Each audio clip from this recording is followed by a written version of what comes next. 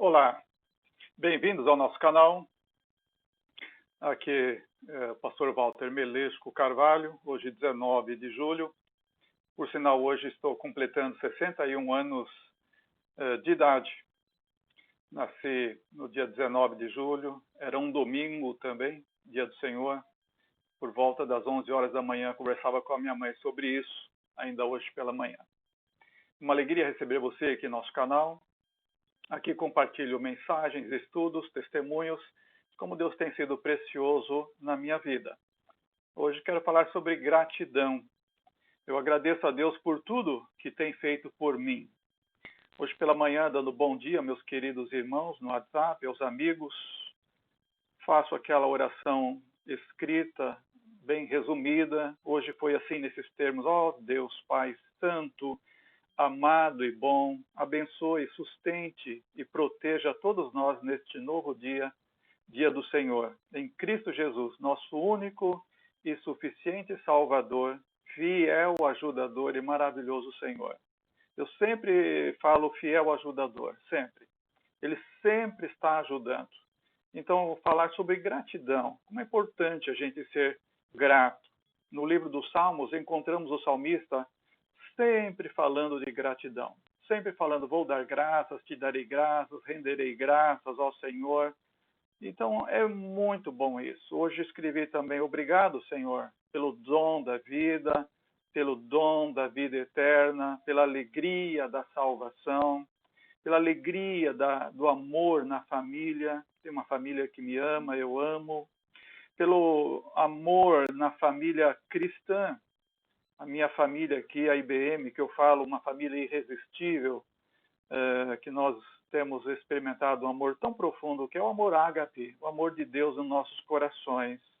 Então, como disse Paulo em 1 Tessalonicenses 5,18, em tudo dai graças, porque esta é a vontade de Deus em Cristo Jesus para convosco.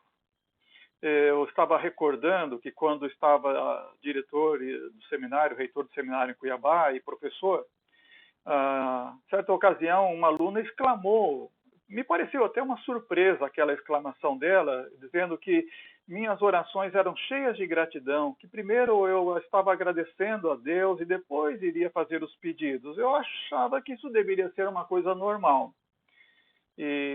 Então nós devemos lembrar disso. Nós, os crentes, os filhos de Deus, como diz o apóstolo Paulo, em tudo devemos dar graças, pelo bem e pelo mal que nos sucedeu. A história de Jó ensina isso, a história do apóstolo Paulo também ensina isso.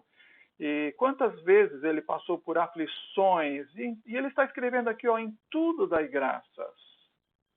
Eu recordo do meu avô Nicolau Melesco, antes dele sofrer de demência, Alzheimer. Eu lembro das orações dele. Ele veio da Rússia, quando os comunistas invadiram a Rússia, fizeram aquela revolução e os camponeses fugiram. Ele é um dos camponeses, ele é ainda um jovenzinho. E ele me contava que via os aviões jogando bombas em cima deles, os que estavam fugindo para escapar daquele regime tão cruel, tão assassino, tão genocida que é o comunismo. E como foi lá na Rússia. E meu avô chegou ao Brasil, ele trabalhou duro, sempre trabalhou duro. Eu lembro das suas orações, eram orações de agradecimento.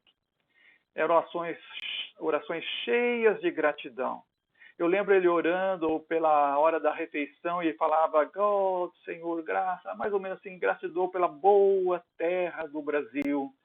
E ele falava da fartura, de como produzia a terra, alimento farto. Ele era tão grato, tão grato. Algumas igrejas começaram na casa dele, como a Igreja Batista Terra Rica, quando ele foi para lá plantar café, montar uma serraria. A Igreja Batista não existia, começou na casa dele. Ele era uma pessoa cheia de gratidão. E então, eu quero reportar algumas coisas aqui no Salmo 25 de Davi.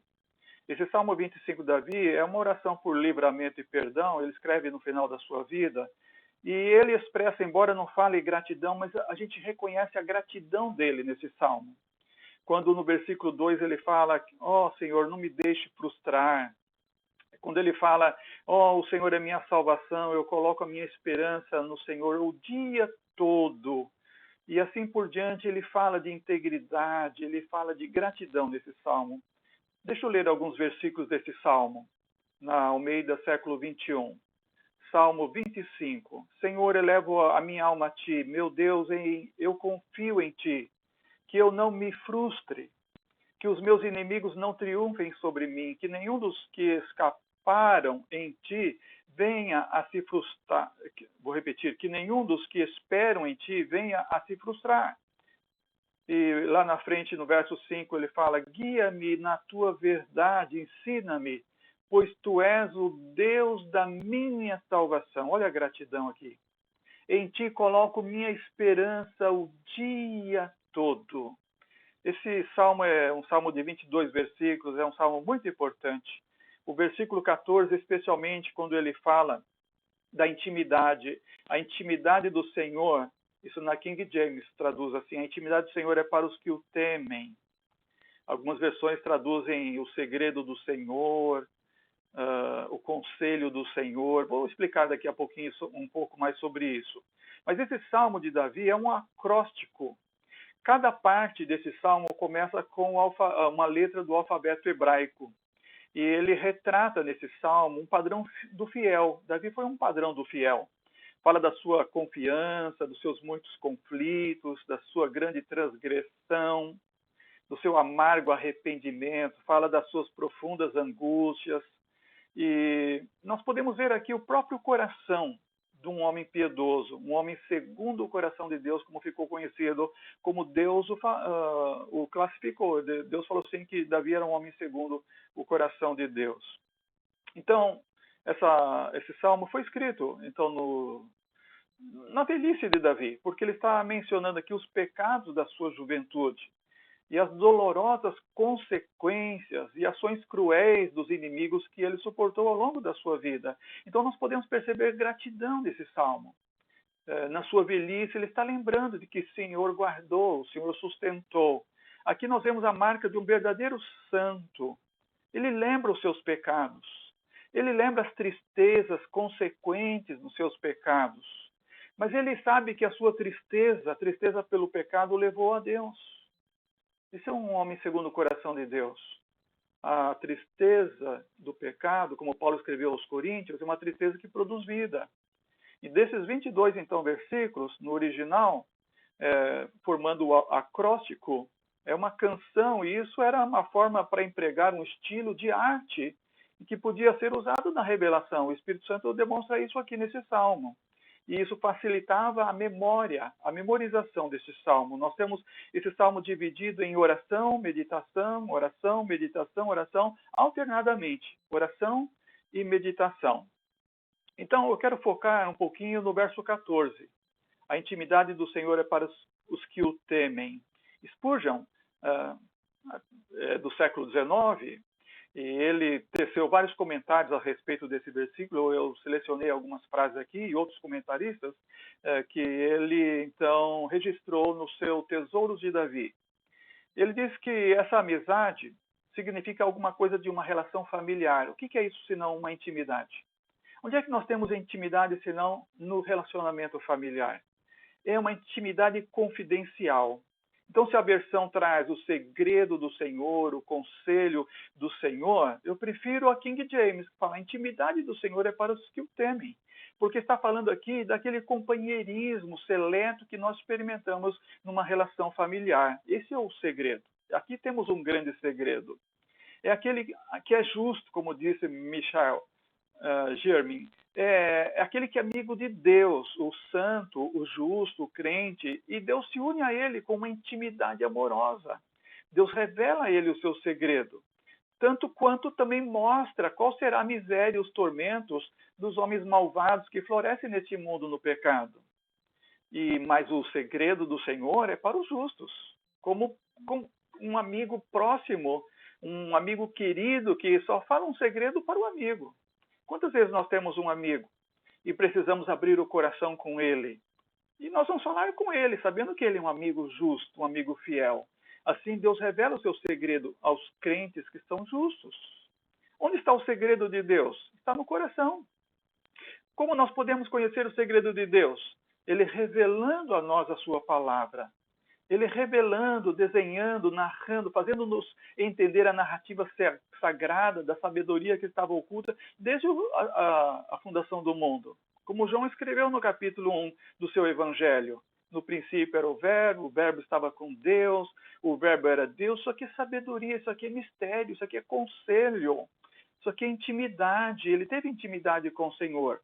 E como ele diz, ele escreve, ele pôde ver com seus olhos a Jesus Cristo. E como a luz que veio ao mundo. E depois, no verso 12, ele diz: e todos quantos o receberam, os que creem no seu nome, receberam o poder ou a prerrogativa de se tornarem filhos de Deus. Então, é entrar na intimidade com o Senhor. Então, assim, o segredo é para os íntimos. É como o Paulo recebeu. Ele escreveu em 1 Coríntios 2, 7 e 8. Falamos do mistério da sabedoria de Deus que esteve oculto, mas foi revelado pelo Espírito Santo ao seu coração. E ele diz: nenhum governante deste mundo, nenhum sábio deste mundo pôde compreender. Se eles tivessem compreendido, eles não teriam crucificado o Senhor da glória. Então, as mentes carnais, Spurgeon fala que nunca entenderão, nunca adivinharão, jamais perceberão o segredo, a intimidade do Senhor. Isso é para os crentes. Nem os crentes conseguem explicar em palavras o segredo, o sentido, o conhecimento espiritual que recebe por revelação de Deus. Então, o homem natural não discerne. O homem natural, ele não compreende as realidades da experiência cristã. E ele precisa compreender, ele precisa entender essas realidades. E essas realidades são compreendidas através de uma experiência, a experiência cristã. A experiência cristã, ela é totalmente escondida à percepção. E por isso um homem natural não consegue entender a respeito da comunhão com Deus, a respeito do senso de perdão, a expectativa do céu, o testemunho do Espírito Santo, as lutas da vida espiritual. Quantas lutas nós temos na vida espiritual? E isso não se consegue raciocinar. Tentar raciocinar isso com o homem natural, com o descrente, é como tentar falar para um cego de nascença a respeito dos tons das cores. Ou falar com um surdo de nascença sobre como é a harmonia musical, a escala musical, a harmonia de 4 vozes e assim por diante. Então, a vida espiritual, essa elevada, essa, como disse Deus através de Isaías, meus pensamentos são mais altos do que os vossos pensamentos, meus caminhos são mais elevados do que os vossos caminhos. A vida espiritual é uma vida superior. É necessariamente um caminho. E apenas os crentes têm a chave que abre a porta para dar acesso a esse caminho até o interior do céu. Não há sabedoria. Não há força natural que possa forçar, abrir essa porta para dar acesso à sala interna da comunhão com Deus, do segredo de Deus, da intimidade com Deus. Como anda a sua intimidade com Deus? Sabe, você deve buscar a intimidade com Deus através da oração. Você deve orar e falar com Deus até sentir que se tornou íntimo com o Senhor. E que ele começa a revelar a você a palavra, o sentido da palavra, o segredo do seu coração para o seu coração. Os crentes íntimos são, assim, principiados na comunhão dos céus. Eles ouvem a palavra de Deus. E eles, então, recebem não só a aliança com Deus, a aliança da salvação, da vida eterna, mas eles recebem o sentido da eternidade. Eles não pensam só nesse mundo, nessa temporalidade, em ganhar dinheiro, em usar esse mundo da melhor maneira, mas eles têm o senso da segurança, da retidão, da plenitude no Espírito, da graça maravilhosa de Jesus, da excelência revelada de Deus ao coração. Eles têm entendimento e, acima de tudo, têm a consciência de que estão seladas as suas almas pelo testemunho do Espírito Santo. E como disse David Dixon, a aliança do Senhor com a igreja, embora seja visível para muitas pessoas neste mundo, ela é abertamente, é uma aliança que os homens podem observar, porém conhecer a doce comunhão da alma com Deus, essa virtude da aliança, isso é um mistério para a pessoa que não é crente. Ele não consegue perceber isso. Um homem que teme a Deus conhece o mistério. Ele permanece nessa comunhão. Mas os ignorantes, os não crentes, eles não podem perceber isso. Eles não podem receber a promessa da aliança de Deus. Então, o amor de Deus para com o seu povo, através dessa aliança da graça, é o nosso prazer. É a palavra bendita, esse livro bendito, a Bíblia Sagrada, que pelo Espírito Santo nos revela, nos leva até o mistério, até a sala interior da intimidade. E aquilo que estava oculto antes da fundação do mundo é nos revelado através do mistério da redenção. William Gurnall diz que Deus dá sua chave para o crente entrar em seu coração, para se tornar familiar com seus pensamentos. Como é gostoso a gente sentir que é familiar aos pensamentos de Deus.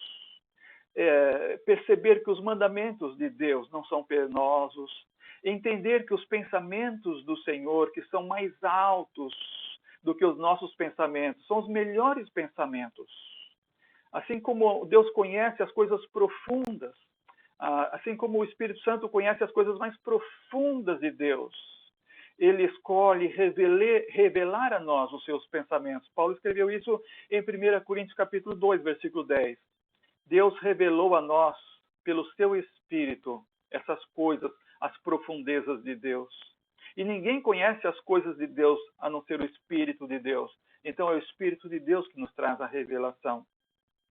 Quando Jesus se mostrou àqueles discípulos no caminho de Emaús, entrou com eles para cear com eles, e diz o Evangelho que quando ele partiu o pão, os olhos deles se abriram. Eles conversaram com Jesus no caminho, a respeito da Escritura. Jesus foi falando que era necessário que Cristo padecesse, fosse morto, sepultado, ressuscitado no terceiro dia, mas ele não foi revelado. Mas na hora que Jesus partiu o pão, na hora da comunhão, os seus olhos se abriram e eles perceberam o mistério de Deus. Irmãos, o Espírito Santo que faz isso. Quando nós entramos na comunhão no Espírito, no partir do pão e nas orações, então o mistério é revelado a nós. Nós podemos ler a Bíblia 1000 vezes, podemos frequentar todos os cultos do mundo, ouvir todas as lives que falam de Deus, a palavra de Deus, mas se nós não entrarmos na comunhão no Espírito, esse mistério não será revelado. Nós não entraremos no coração de Deus. Deus não permitirá a nossa intimidade com Ele, porque esses conselhos de amor da Triunidade Santa para a nossa salvação só é por revelação. E nós, quando recebemos essa revelação do conhecimento do amor, do mistério que estava oculto, da nossa redenção em Cristo, nós entendemos que nada pode nos faltar para a nossa satisfação.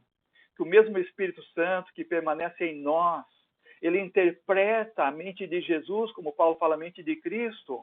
A palavra nos é revelada, Deus nos responde, nos dá entendimento a aceitar a palavra, a entender a palavra. Os discípulos no caminho de Emaús não entendiam a palavra. E era Jesus falando, mas na hora da revelação, da comunhão, abriu-lhes o entendimento, eles entraram na intimidade. Eles nunca mais foram o mesmo a partir daquele dia.